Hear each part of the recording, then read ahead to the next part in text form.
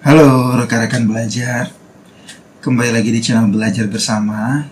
Kali ini videonya saya buat tidak hanya untuk channel Belajar Bersama, tapi juga untuk tugas pakerti saya, yang mana akan saya kumpulkan linknya. Oke, tapi karena diupload di channel saya, otomatis saya juga harus menyapa teman-teman, rekan-rekan belajar, teman-teman belajar yang sudah subscribe di channel ini. Terima kasih sekali, oke? So, kali ini mohon maaf kalau ada suara-suara intermezzo dari HP saya. Kali ini kita akan membahas tentang strategi pembelajaran. Itulah topik pertama yang akan saya bahas, yaitu strategi pembelajaran. Jadi sudah ada beberapa materi di samping kanan saya dan juga di depan saya tentang strategi pembelajaran. Kita mulai dari definisi dari strategi pembelajaran. Mungkin sudah banyak rekan-rekan yang mendengar gitu kan, tahu atau mungkin terbiasa menggunakan kata strategi. Tapi apa sih definisi dari kata strategi itu? Oke, jadi menurut beberapa sumber dan juga menurut materi yang sudah dipaparkan oleh pembicara tadi siang, strategi itu adalah bisa dibilang sebuah gagasan atau perencanaan dan juga perencanaan taktik atau gagasan gitu kan, yang belum dieksekusi dan akan dieksekusi dalam sebuah tindakan. Jadi kalau kita berbicara tentang strategi, jadi itu adalah sebuah perencanaan atau mungkin sebuah gagasan gitu kan. Ayo kita melakukan ini, perencanaannya seperti ini, tapi belum dieksekusi dan akan dieksekusi dalam sebuah action atau tindakan. Selanjutnya apa itu pembelajaran? Kalau kita berbicara tentang pembelajaran, itu adalah mungkin bisa dibilang sebuah proses atau proses interaksi atau interaksi antara mahasiswa. Kalau kita berbicara di konteks perguruan tinggi, antara mahasiswa dengan dosen, atau antara guru dengan murid, atau antara peserta didik dengan pendidik, berinteraksi mereka dengan satu sama lain dan juga berinteraksi dengan sumber belajarnya dalam suatu lingkungan belajar.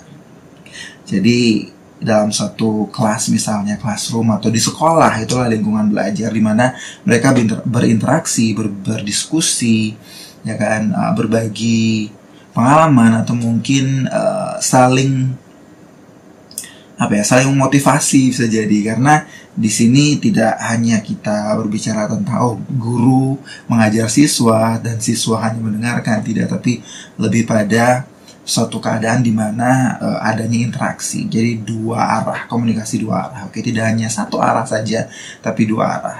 Atau student centered, tidak hanya teacher centered, teacher aja ngomong terus-terusan gitu kan, tidak, tapi student centered juga. Siswa dan guru bisa saling berinteraksi. Oke, jadi itu pembelajaran, itu proses pembelajaran di mana di dalamnya itu ada interaksi antara kedua pihak ini. Oke, nah kalau kita berbicara tentang interaksi, terus adanya strategi pembelajaran dan sebagainya, aktornya atau pelakunya itu, kalau kita sekali lagi berbicara di konteks perguruan tinggi, pelakunya adalah dosen.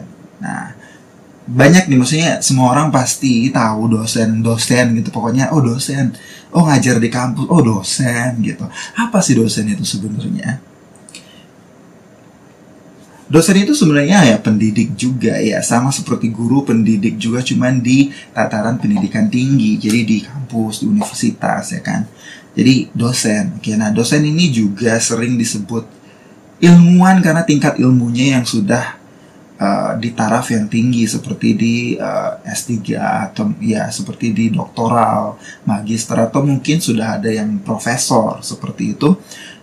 Sering disebut ilmuwan karena tingkat ilmunya yang sudah tinggi gitu. Nah, sebenarnya tugas dari seorang dosen itu adalah, pertama dia mengembangkan. Jadi mengembangkan ilmu pengetahuan dan teknologi, ya kan. Yang kedua adalah menyebarluaskan atau menyebarluaskan, jadi membagi-bagikan nih ilmu pengetahuan dan juga teknologi kepada kepada peserta didiknya, kepada orang-orang di sekitarnya lewat Tridharma Perguruan Tinggi. Jadi seorang dosen atau kami dosen, kami punya kewajiban yang disebut Tridharma Perguruan Tinggi, di mana 3 hal itu adalah pertama pengajaran, kedua penelitian, ketiga pengabdian. Jadi kalau kita melihat kembali ke tugas dari dosen itu sendiri, selain mengembangkan iptek, dia juga menyebarluaskan ilmu pengetahuan dan teknologi dan juga seni itu kepada halayak ramai, ya, kepada orang-orang, kepada masyarakat lewat pengabdian misalnya, atau mungkin kepada peserta didik lewat pengajaran, atau mungkin lewat kepada society atau orang-orang juga secara digital. Kita menulis atau melakukan penelitian, menulis sebuah artikel di jurnal dan segala macam, dipublikasikan sehingga kita bisa berbagi dan mengembangkan, menyebarluaskan ilmu pengetahuan dan juga teknologi yang kita sudah punya, kita sudah kuasai gitu kan, untuk kita berbagi di sana begitu. Oke. Kemudian kalau kita bicara tentang dosen, itu pasti ada mahasiswa. Oke. Apa sih sebenarnya mahasiswa? Nah, mahasiswa itu sebenarnya adalah siswa di tataran pendidikan tinggi. Jadi seperti yang di sini ada materinya, saya lihat sebentar. Jadi mahasiswa itu adalah peserta didik pada jenjang pendidikan tinggi. Gitu. Jadi ya peserta didik kalau misalnya di SD, SMP, SMA, peserta didik sebut siswa SD, SMP, SMA gitu kan. Tapi mahasiswa itu sudah di jenjang pendidikan tinggi, di mana mereka sudah mengkhusus dan sudah lebih ilmu yang mereka dapatkan atau proses pembelajaran yang mereka dapatkan di jenjang pendidikan tinggi itu sudah lebih spesifik dan sudah lebih menantang, ya, tidak seperti siswa lagi tapi mahasiswa. Oke, itu adalah aktornya dalam strategi pembelajaran. Kalau kita berbicara dalam konteks perguruan tinggi. Nah, sekarang selain itu juga ada beberapa hal yang sebenarnya di sini ada beberapa teori pembelajaran juga, di mana misalnya seperti yang disampaikan oleh Arifin, yang bahwa pembelajaran adalah suatu proses atau kegiatan yang sistematis, yang bersifat interaktif dan komunikatif antara dosen, pendidik, mahasiswa, peserta didik, seperti yang saya sampaikan di sana. Jadi seperti yang saya sampaikan tadi, ya, baik itu secara fisik maupun tidak, ya. Gitu. Jadi ada dari Arifin juga dan juga ada beberapa teori lain. Nah, kalau kita berbicara mengenai strategi belajar itu sendiri, itu di sini disebutkan bahwa strategi pembelajaran itu adalah urutan atau pola perilaku dosen atau pendidik untuk dapat mengakomodasi semua variabel pembelajaran secara sadar dan sistematis. Jadi strategi pembelajaran seperti tadi, kalau kita ngomong strategi kan perencanaan atau gagasan yang belum dieksekusi. Pembelajaran adalah proses interaksi mahasiswa dengan dosen, di mana di sana ada sumber belajar juga dan dalam suatu lingkungan belajar. Jadi kalau strategi pembelajaran otomatis pasti perencanaan atau gagasan di mana itu terkait dengan interaksi atau proses pembelajaran variabel-variabel gitu kan, seperti yang disebutkan di sini oleh Hilda di dalam teorinya. Itu adalah proses strategi perencanaan atau mungkin gagasan akan suatu proses interaksi yang nantinya bisa mengakomodasi semua variabel pembelajaran secara sistematis gitu. Jadi itu adalah strategi pembelajaran. Strategi kita nih kalau dari sisi dosen adalah strategi untuk bisa menyampaikan materi dengan sistematis, dengan terarah gitu kan kepada mahasiswa. Begitu juga mahasiswa, mereka juga punya strategi bagaimana caranya prosesnya untuk belajar hal baru dari dosennya, kemudian bagaimana cara mereka untuk mengatur waktu mereka belajar, teknik mereka belajar dan segala macam. Jadi strategi pembelajaran menurut saya tidak hanya masalah dosen ke mahasiswa, tapi juga mahasiswa untuk bisa mengatur strategi dan teknik belajar mereka. Jadi di sana ada dua komponen yang berjalan beriringan ya, antara mahasiswa dan juga dosen. Begitu juga antara murid dengan guru, seperti itu. Oke, kemudian pentingnya strategi pembelajaran. Oke, yang selanjutnya adalah pentingnya strategi pembelajaran. Seberapa penting sih strategi pembelajaran gitu kan dalam proses belajar mengajar? Pastinya sangat penting ya, karena kualitas kita sebagai seorang pendidik pastinya mencetak generasi muda yang nantinya menjadi penerus bangsa ini gitu. Dan otomatis kalau misalnya proses pembelajaran itu kurang tersusun secara rapi atau mungkin kurang terencana secara rapi, ya otomatis kalau misalnya proses pembelajaran itu gagal atau mungkin kurang efektif, pastinya akan mencetak peserta didik yang mungkin kurang